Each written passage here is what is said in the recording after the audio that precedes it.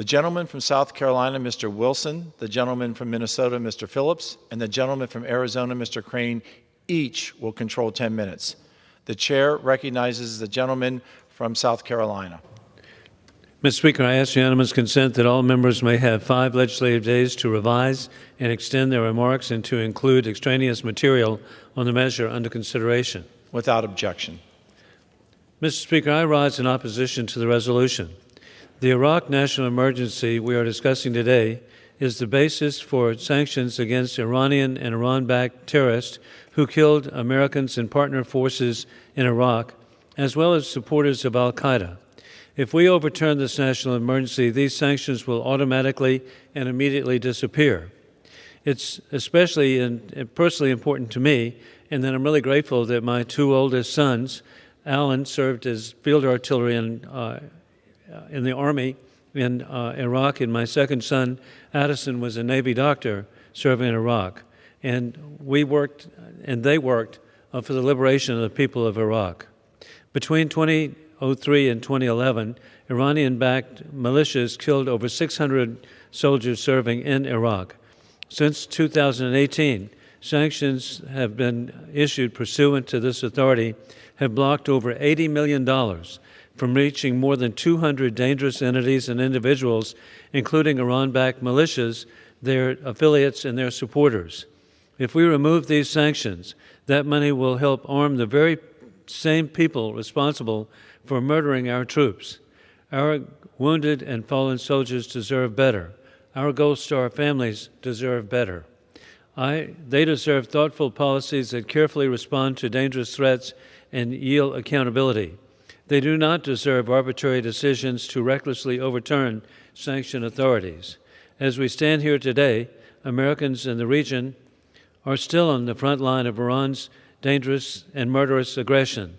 Iran-backed militias are responsible for dozens of attacks against U.S. forces in the region in the past few years.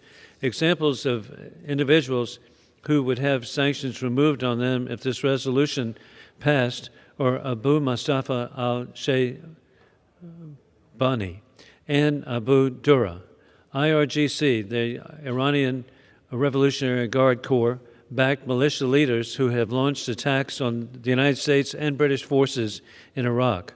It would also remove sanctions on al-Jabari, a Syrian who, according to the Department of Treasury, quote, worked with al-Qaeda and Iraq's jihadist umbrella organization, the Mujahideen Shura Council, to fund Sunni extremist operations, end quote, to kill Americans.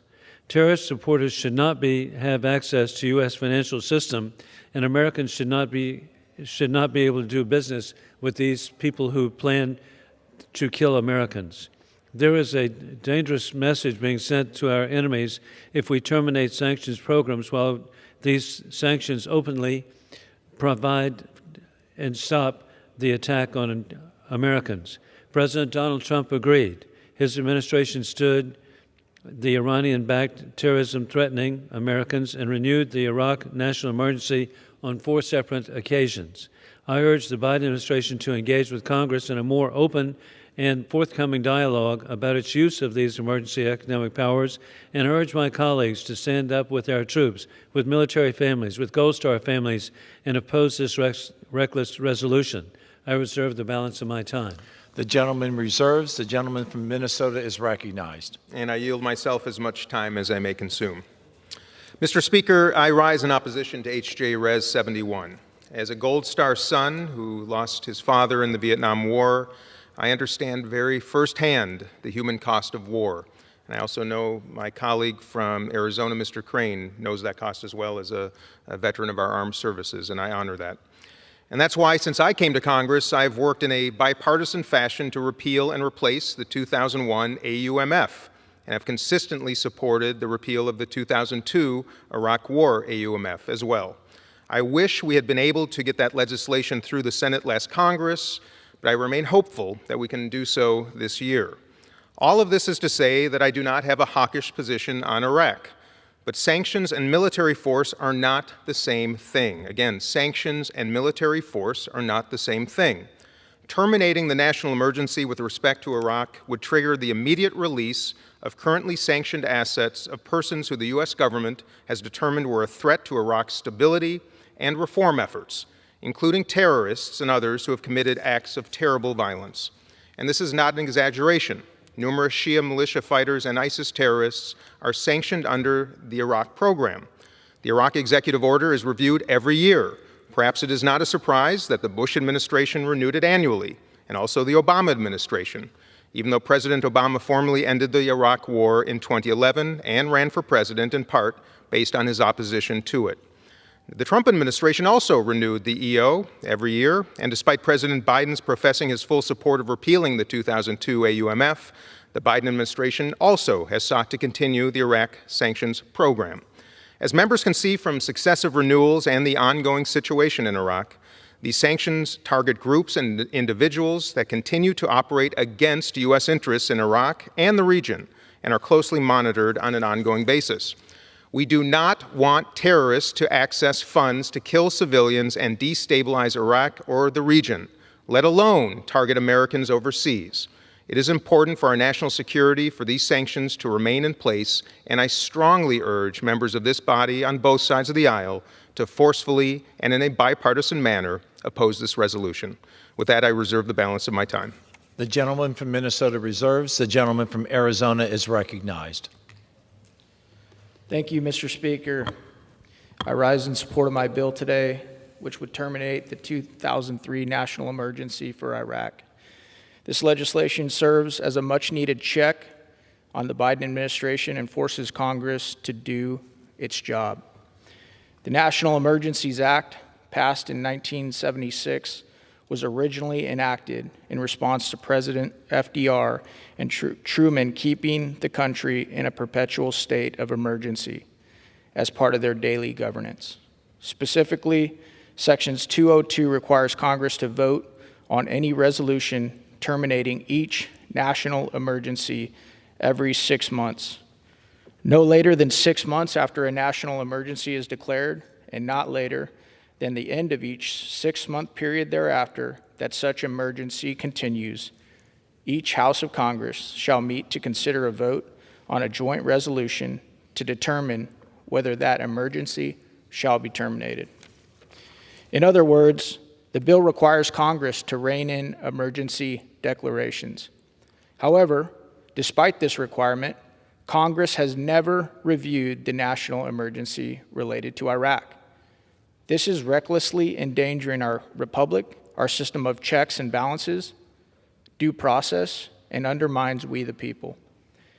The extended national emergency declaration related to Iraq provides the president with broad statutory powers only meant for times of actual emergency, including the power to draft Americans without consent into active duty. Mr. Speaker, my colleagues on the House Foreign Affairs Committee are tasked with reviewing dozens of extended national emergency declarations as required by law every 6 months. It is long past time for Congress to do its job and terminate outdated declarations. I've personally been deployed to Iraq 3 times as a Navy SEAL. I'm not naive. The U.S. military overthrew Saddam Hussein's regime within 3 weeks of being there, and we killed Saddam Hussein in 2006. We formally declared the end of the Iraq War on December 15th, 2011. We should not leave this national emergency declaration for Iraq in place as a green light for the Biden administration to fuel forever wars. Mr. Speaker, since President Biden has been in office, he's now participating in a new proxy war with Russia in Ukraine and allowed an invasion at our southern border, spending constitutional concerns, and concerns regarding the lives of our soldiers are easily and often overlooked by this administration. 2/3 of veterans and majorities of military families and the public support full withdrawal of U.S. troops from Iraq, and a vast majority of the general public, 80%, believe our military engagement around the world should be reduced or stay about the same size. Only 6% believe we should be more engaged. The U.S. has many vital national interests: securing our borders, addressing the crisis of readiness within our military, and achieving energy security and independence. Becoming further entangled in forever war is not one of them. Just like the Ukraine-Russia war, Americans see no end in sight and no clear strategy to resolve forever wars. This is a clear dereliction of duty, and Congress must act. I urge my colleagues to vote in favor of this resolution, and I reserve the balance of my time. The gentleman reserves. The gentleman from South Carolina is recognized. I reserve the right to close. Gentleman reserves. And I Gentleman from Minnesota is recognized. I reserve. Gentleman reserves. Gentleman from Arizona. I yield back my time. Gentleman yields back. Gentleman from Minnesota. Mr. Speaker, I yield myself as much time as I may consume for the purpose Gentleman of is closing. recognized. Mr. Speaker, my argument is very simple. We cannot and we must not allow terrorists to obtain assets that could help them perpetuate attacks against their government, against civilians, or against Americans. I strongly oppose H.J. Res. 71 and urge all my colleagues on both sides of the aisle to do the same. With that, I yield back the balance of my time. The gentleman yields back. The gentleman from South Carolina is recognized. Thank you, Mr. Speaker. And again, I'm grateful for the bipartisan effort with the ranking member, Dean Phillips of Minnesota.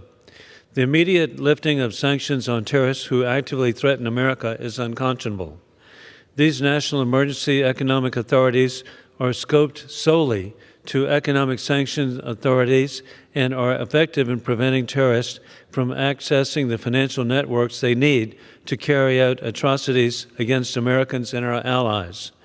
American veterans of service in Iraq should be appreciated for their success in liberating the people of Iraq from a murderous dictator who was appropriately executed. This is a message to war criminal Putin that his invasion of Ukraine, totally unprovoked, will result in justice for his conduct of mass murder.